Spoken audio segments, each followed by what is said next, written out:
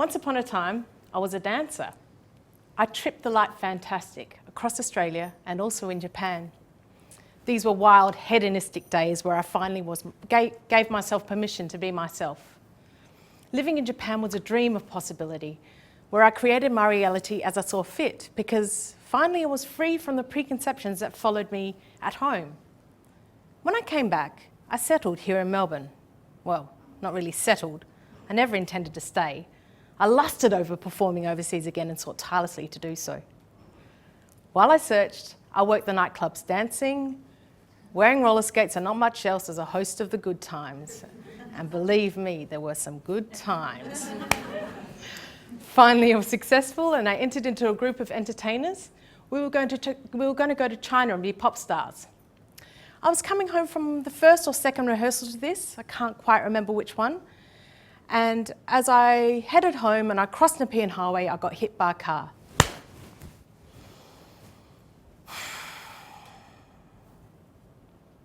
Nothingness, mumbles, white walls, nappies. About 2 months later, my eyes opened on a very, very different world. A large bed on the floor, constant medical surveillance, and only being able to move the left side of my body. My right arm was in plaster to keep it from contracting, and I constantly picked at it. Take my arm off, Dad. He had moved from Adelaide to take care of me. I was moved from that floor bed to a real bed, and then out of the protective ward and into the general head injury ward, and into a wheelchair where I was wheeled across the road so I could have my physiotherapy. And it was there that I learnt to stand, to walk, to climb stairs, to descend stairs, now that is difficult, and even to talk properly again. In fact, I could run before I could walk again. Story of my life, but one I had to relearn. Life consisted of intensive rehab for over a year after I left hospital. And that's about as long as it took for Dad to start driving me crazy again, which was my signal that I was getting better. So we moved back to Adelaide so we could continue our respective journeys. Time went on, the years passed. I grew stronger, more capable. The lessons kept coming and I kept learning. There were constant reflections of my internal progress that shone through in the circumstances that surrounded me. There were many. Up until this time, I'd been working in disability arts, a niche created for me, for about 5 years, and I'd gone from assisting at an office table to producing my own events.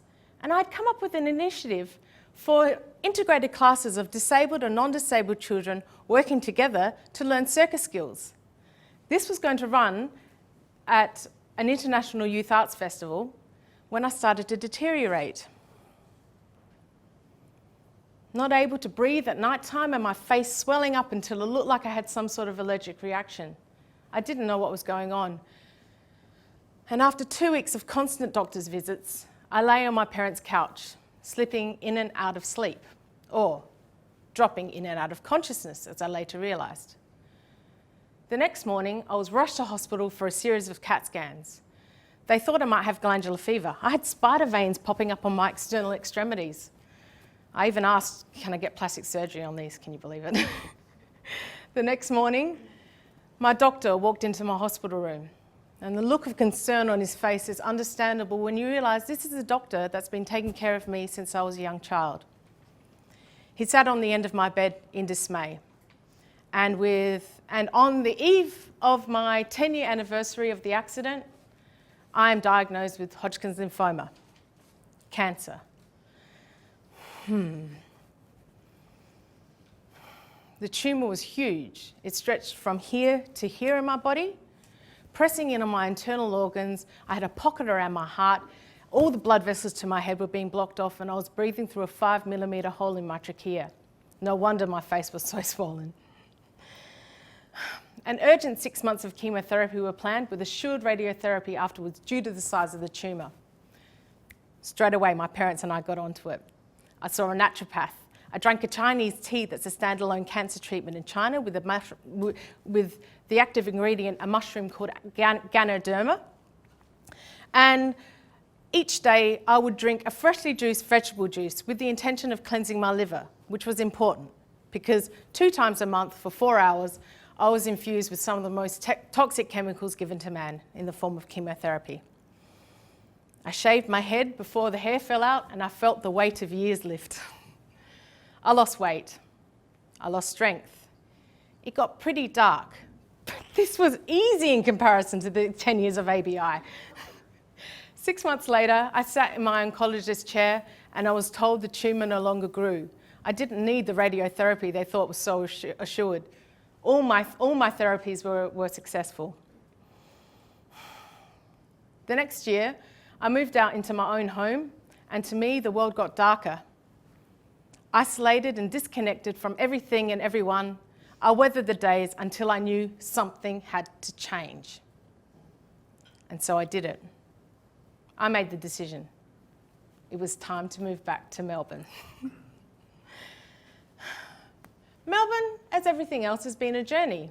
I've gone from acting in a community theatre one year to being an associate director of the other film festival, the film festival by and with people with disabilities, the next year. In 2013, I involved myself with a network of businesses and was exposed to the entrepreneurial mindset. I also went to India and studied for a month. The year after that, I headed back into the arts. Hang on, let me just do this. You can understand, can't you? All right. Contact with the realm of the arts has been constant through my life. Through this, I have found support, encouragement, and progression. Late last year, I performed a solo season at La Mama in Carlton, showcasing further development of my story in movement theatre. It was called Embryonic Zombie Butterfly. I mean, come on. That's what I am, isn't it? Okay. This year, through the Ethel Temby Scholarship, I'm developing a project close to my heart where my learnings over these past 16 years can be shared with others who have acquired brain injury. By Accident will supply strategies for life and tools for dealing with a forever changed reality. I wish to share with others the empowerment that can be found through an experience that throws our concept of self into disarray. Indeed, through this, in my view, it lies latent within each of us to birth ourselves anew. A book featuring my story and project will be released around November this year, Fierce and Fabulous. I have a form that I would love you guys to sign afterwards if you would like to find out any more information about Fierce and Fabulous or about By Accident, of course. And in By Accident, I feel that there are not enough voices out there of people who have actually gone through this. I've learnt many things over the course of my journey, and I'd like to share that and everything else that I know. I'd like to give tips I've used to deal with reduced cognitive capabilities and issues with memory.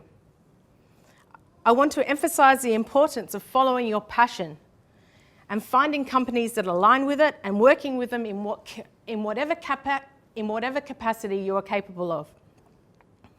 I'd like to highlight the value of volunteering, good nutrition, and dedicated exercise. I mean, even now, I still go to the gym 3 times a week. It's the only way that I can keep myself upright and walking in a somewhat normal fashion.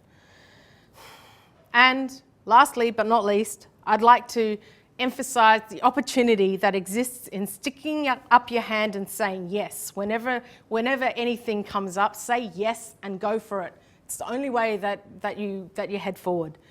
So now I'll play this film. I used to be a dancer. I used to live in Japan. I used to seek love from the people around me. I used to be embraced. I used to be rejected. I used to strive to go forwards. I used to push myself onwards and onwards. I used to go places. I used to meet people. I used to search for love. My name is Sifis and I am a reawakening performer. I've always been a performer my entire life, but I sustained a head injury in '99. I had to get home. The red man was flashing.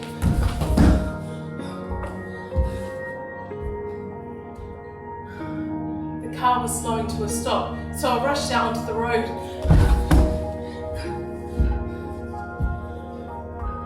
Only the car didn't stop. He took off at speed and he collected me.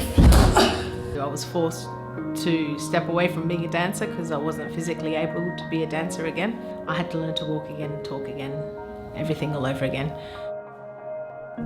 I told myself I couldn't perform anymore. I wasn't a dancer anymore. So over time, I became involved with disability arts because it seemed like a niche created for me. I was disabled and I was an artist. My involvement with Arts Access Victoria includes being an Associate Director for the Other Film Festival in 2012, a participant in the Pathways program, and I'm now the Project Officer for the Leslie Hall Arts and Disability Scholarship. The Pathways program is a program supporting artists with a disability to continue and to explore and to extend their arts practice. I was very honoured and touched to be asked to be part of the Pathways program because that's something I recognised I really needed, which was a hand held out to me, support and advice about getting myself forward.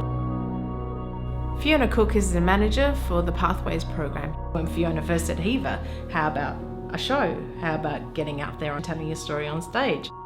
First of all, I was dismissive, then I was terrified. It was quite a process because I felt then, and I still kind of feel, that was a box that I had compartmentalised. Me as a dancer, me as a performing artist, I'd compartmentalised, I'd wrapped up in a box, tied it up with twine and stuck it back there in my past. Going into that process brought up all the grief. The first rehearsals that I did with my director, Xanthi Beasley, I started crying and I needed to get it out.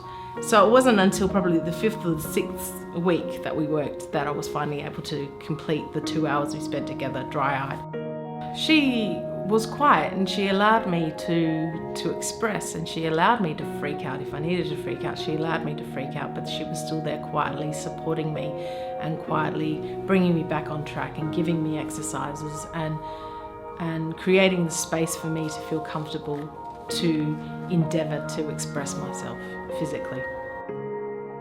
The Leslie Hall Arts and Disability Scholarship is a celebration of the life of Leslie Hall, who was a major activist and advocate for people with disabilities.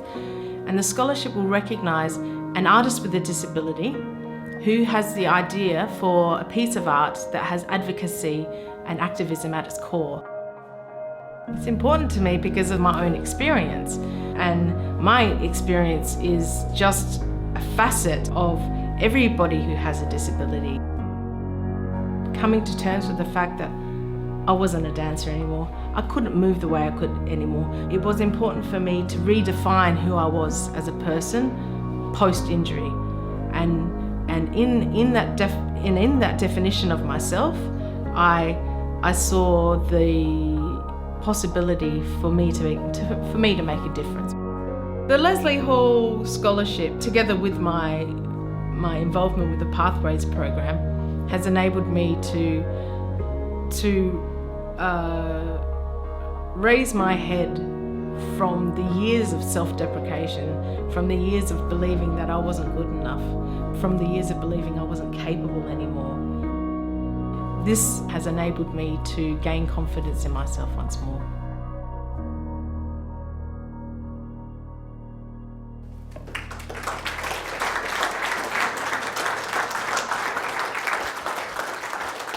Yay! Okay, and there's just one more little thing I want to say. I think it was 2001 or 2003, I can't quite remember. Gavin Williams and the team at Elam took a group of me and 4 other people with serious head injuries to Falls Creek to learn to ski. And that was crazy. Oh my God, I can't even bloody walk, let alone ski. And just last week, I had the opportunity to go back to Falls Creek and spend 4 nights there. So it was an amazing experience. And of course, it started in tears of frustration. It was a trial of error and giggles. On the last day, I was able to get myself to standing after falling, and I didn't have to ask for help. So this is me, of course.